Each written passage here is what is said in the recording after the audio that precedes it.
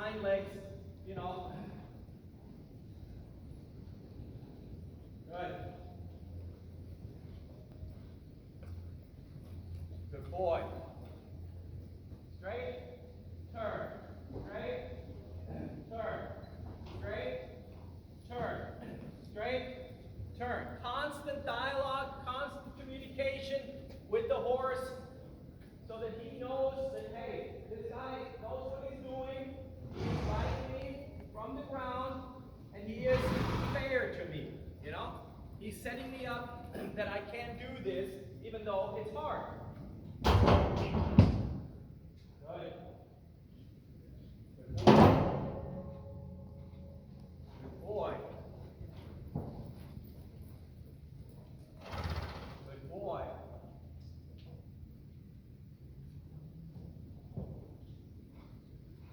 Again, there's the speed evasion. It was easier for him to strike off with his stronger left hind leg to get into a right leg canter than it was for him to work with his right hind leg to connect to my outside left rein.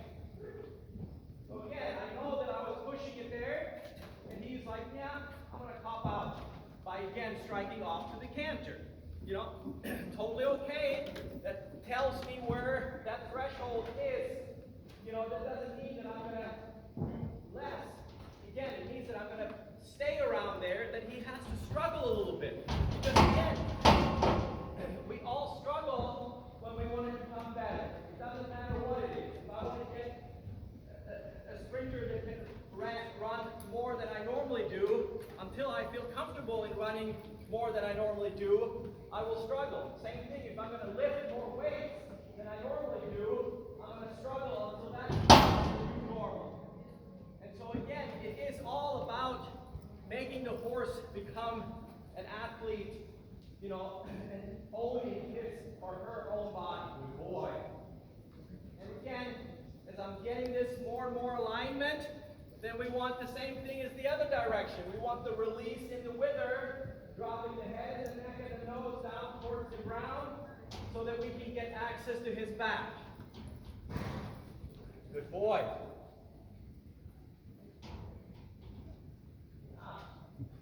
Good. Good. Good.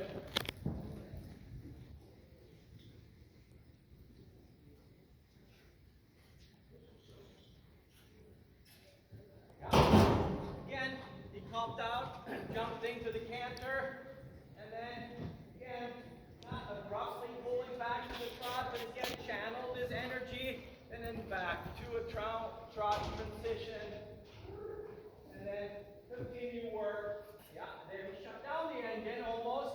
I was able to regroup it before he actually shut down to the walk, you know. And so again, he understands now that, hey, I can't run away from this. The speed evasion doesn't work. Maybe shutting down the engine is going to work, you know. And again, then I know that I'm poking where it's hard, right? I know that I'm pushing him where he has to struggle a little bit to become better, you know? But he's not stressed out about it. And that's, again, the most important thing, that we can find that right balance where he is struggling, but he is not feeling that it is forced or threatened onto him. Good. Good. Excellent. Things are starting to happen here, you know?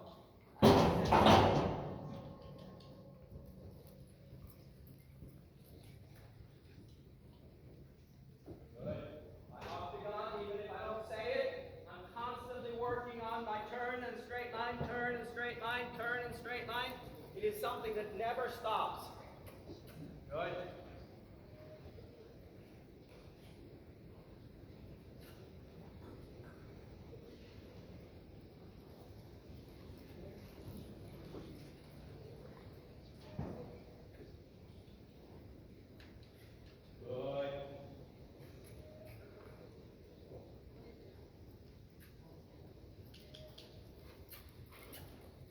Good.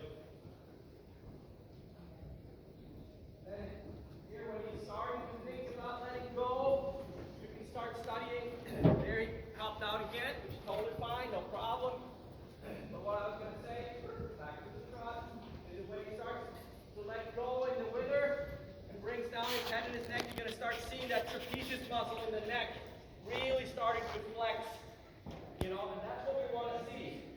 You know, I have my own word for that muscle, and it's the self-carriage muscle, you know, because that's what it is. When he carries his own head, you know, and recycles the energy through his body. Good. There he starts coming.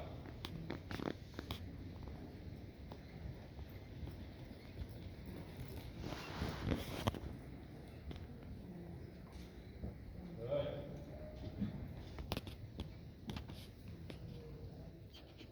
Good.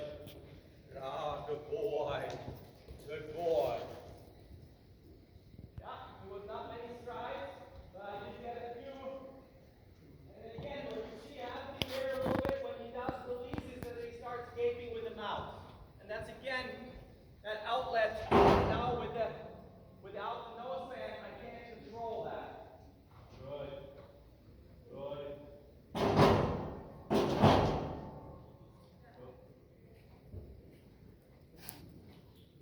Good. Super. Good. Excellent. Now I gotta practice what I preach is to give him a reward here. A walk break reward. So I don't get greedy.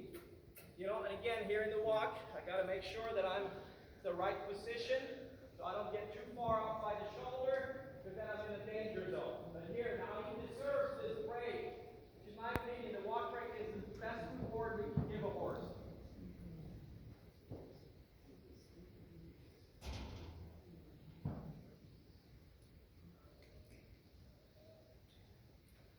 Good boy.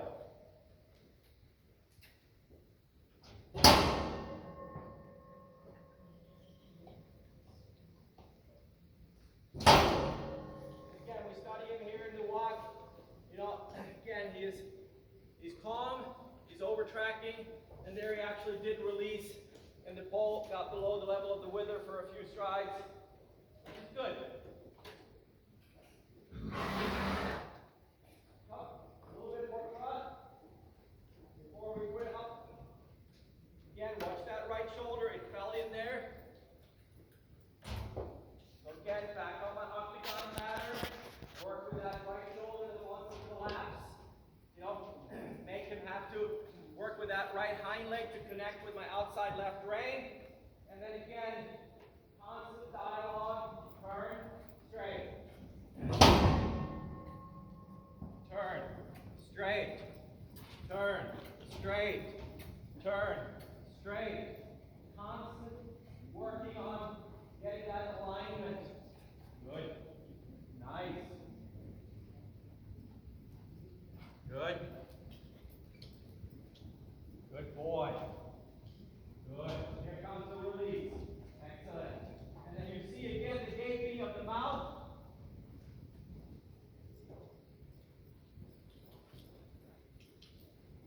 And it's clearly not me pulling the horse with the reins, you know. It's a door that the horse finds to open. And that's again why, in my opinion, if it was my horse, I would get that, which you already said you have on order. So it's going to come. So that's good. But again, I think that seeing your horse being ridden opens up a lot of opportunities to be able to see what you either kinesthetically feel, or vice versa, or auditorially what your trainer might say, but you have a hard time seeing because you're riding the horse, you know? But now you have an opportunity to see your horse being ridden, and that is very, very helpful for most people, because again, seeing is believing. And again, I think that most riders that I know are both kinesthetic and visual.